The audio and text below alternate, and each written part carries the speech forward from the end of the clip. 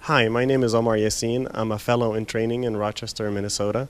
We are here today in Washington, D.C. for the 2018 ACC Legislative Conference. We are joined here today by Dr. Hart. Thank you for being with us. Thank you, Omar. Dr. Hart has played many leadership roles, most recent of which is the Healthcare Advisory Committee and the ACC PAC Advisory Council.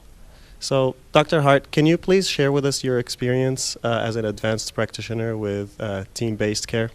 Great, sure, Omar. So team-based care is really where we're moving in healthcare today, and there's actually a lot of legislation that we're working on with the Health Affairs Committee about team-based care. And we know that team-based care is defined as when you have a patient that has two providers and has two chronic illnesses, and you're providing and coordinating that care across a continuum. And the goal is to have safety, to have patient-centeredness, efficiency, and those sorts of things. So certainly, as an advanced practice provider and even my physician colleagues, we cannot do this job alone. I think of a patient that I had. She was an older woman who was actually an immigrant, had moved to this country and had worked in a sewing factory for many years raising her children. In her later years, she moved to Virginia, which is where I practice, and I met her after she had had a hospitalization for heart failure. Her son brings her in, and of course she was limited beforehand just because of her COPD, pulmonary fibrosis, and she was quite limited in terms of her functional status.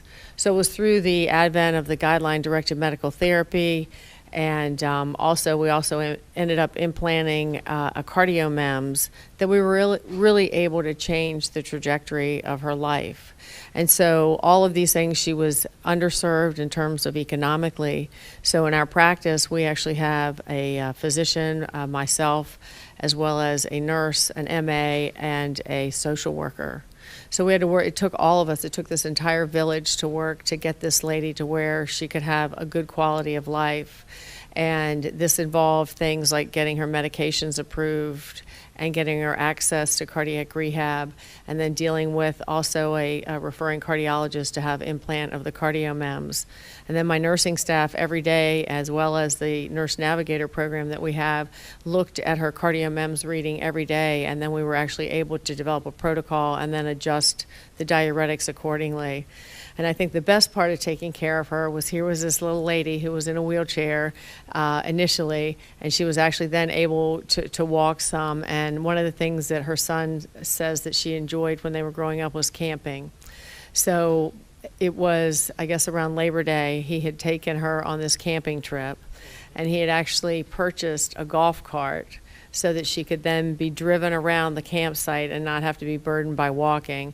And that was such a joyful time for them. They just really had a wonderful, wonderful time.